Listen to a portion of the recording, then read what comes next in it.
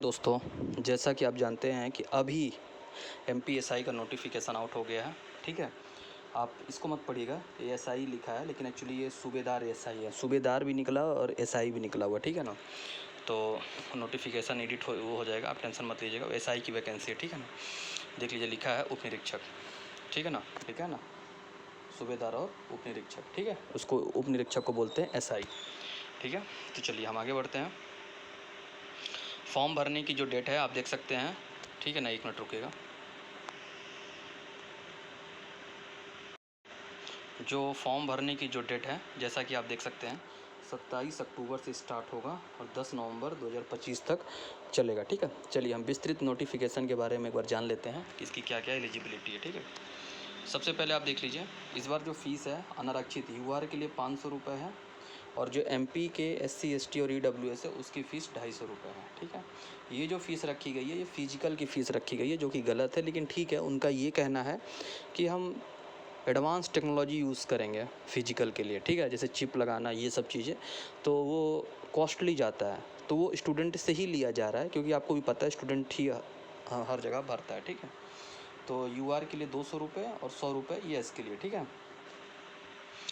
तो हो सकता है ये फ़ीस अभी आपसे ना ली जाए, ठीक है ना, क्योंकि इसमें लिखा हुआ है, आप देखिए लिखा है, पुलिस विभाग द्वितीय चरण में जो क्वालिफाई हो जाएगा, जो व्यक्ति क्वालिफाई हो जाएगा उसका फॉर्म रीओपन होगा और यूआर वाला 200 रुपये एक्स्ट्रा पे करेगा, और एमपी का एससी एसटी और ईडब्ल्यूएस 100 रुपये एक्स्ट्रा देगा फिजिकल के लिए, ठीक है। चलिए, परीक्षाएं आप देख लीजिए, 9 जनवरी से दी हुई है, 9 जनवरी 2026 से स्टार्ट है, ठीक है।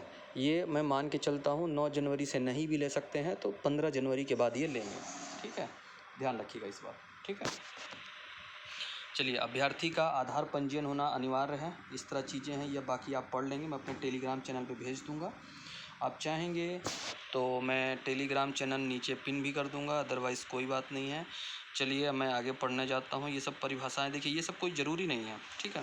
चलिए हम पोस्ट कोड की बातें कर लेते हैं, जिसको कहते हैं सूबेदार, ठीक है। सूबेदार की पोस्टें देख लीजिए, टोटल है 28, ठीक है। आप अभी जो सिलेक्शन 100% मान के चलेंगे वो केवल 87-13 का मान के चलेंगे। 87-13 पे होल्ड रखा, मतलब 13% यूआर और 13% ओबी को होल्ड पे रख के चलेंगे। तो आप जो भी सीट काउंट करेंगे आप इस पे देखिए, जैसे 6 सीट 7 सीट, ये 100% ज्वाइनिंग लेटर आएगा। बाकी ये जो पोस्टों पे है इस पर आपकी वेटिंग, मतलब इसको होल्ड कर लिया जाएगा, ठीक है। तो चलिए इस तरह आप काउंट कर लेंगे पूरी तरह से। तो टोटल पदें जितनी हैं मैंने ऑलरेडी काउंट कर रखा है, ठीक है। ये जो टोटल मैंने काउंट कर रखा है, ये टोटल है आपके 500, ठीक है। 500 पद टोटल हैं आपके इसमें से, ठीक है, मैंने काउंट कर लिया। चलिए, पहला आपको भी पता है, अभ्यर्थी नागरिक का होना चाहिए। देखिए, ये जो विशेष जो आयु जो भी गणना करेंगे 10/11/2025 से करेंगे, ठीक है। चलिए मैं एज की भी बात कर लूँगा। कुछ इन्होंने गलतियाँ की हैं, जो कि पे लेवल आप देख सकते हैं, 9 का पे लेवल है, अच्छी खासी सैलरी है, सैलरी में आपको कोई दिक्कत नहीं है। 36,200 रुपये वो हो गया, ठीक है। आप इसका 58% डीए जोड़ लेंगे, 18-19 हज़ार, ठीक है। आप सीधे सीधे देख रहे हैं कि 50 प्लस तो आपकी सैलरी होगी, 50-55, ठीक है। इसमें एक काला रूल, जिसको काला पानी रूल कहते हैं, 70-80-90 का रूल है, इसको हटाना चाहिए, लेकिन ये पता नहीं क्यों नहीं हटा पा रहे हैं, ठीक है।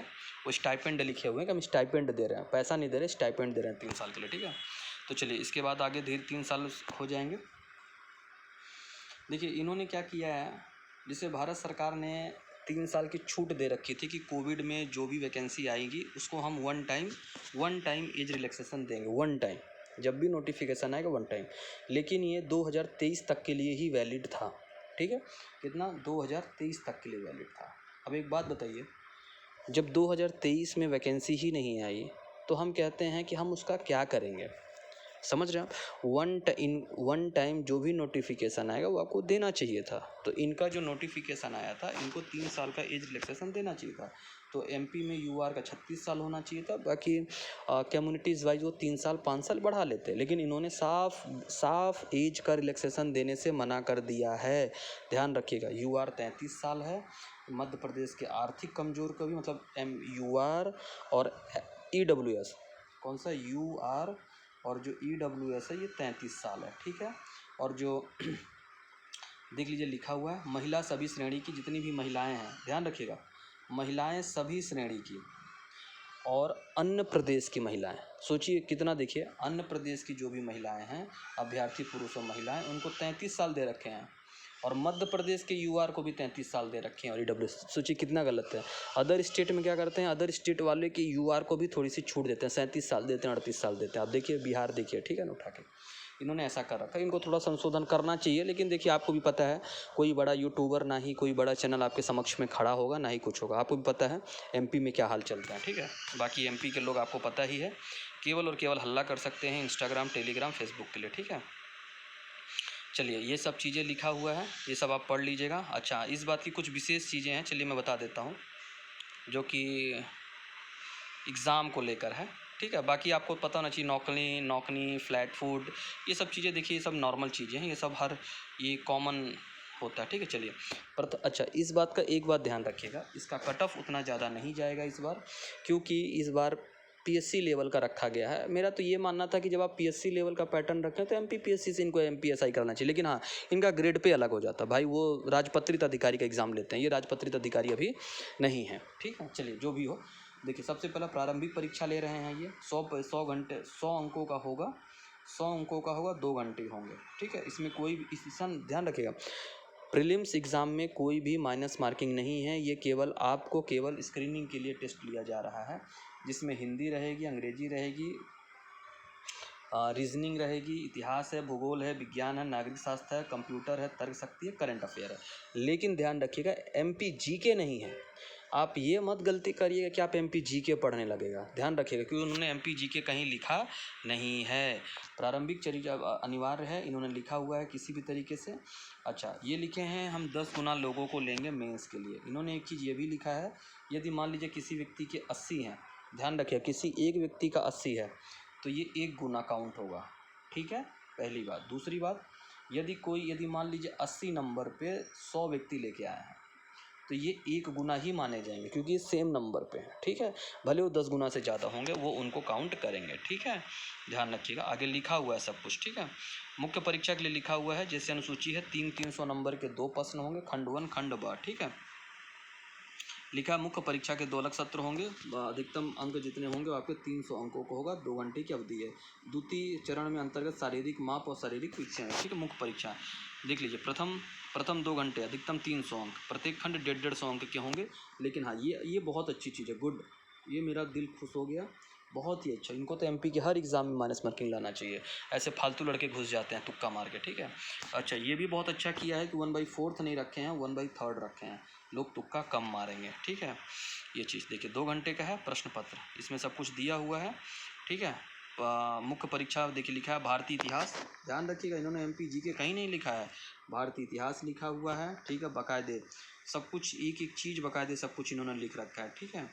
और देख लीजिए सब कुछ अच्छे से लिखा है। खंड आ में क्या पूछेंगे, 150 नंबर का, भारतीय इतिहास, हड़प्पा सभ्यता, मौल, भारतीय समाज की विशेषताएं, ये मध्य भारत एवं मध्य प्रदेश की, ठीक है। ये वो खंड बा देखिए, राजनीतिक इतिहास इसमें, ठीक है, गरीबी, भूख संबंधित समान अध्ययन, फिर जो समान अंक 300 का होगा करंट अफेयर, ठीक है ना। इसमें देखिएगा, इसमें लिखा है करंट अफेयर, विज्ञान, प्रौद्योगिकी, नवीन, मतलब आपको हर चीज़ पढ़ना है, केवल एमपी छोड़ के।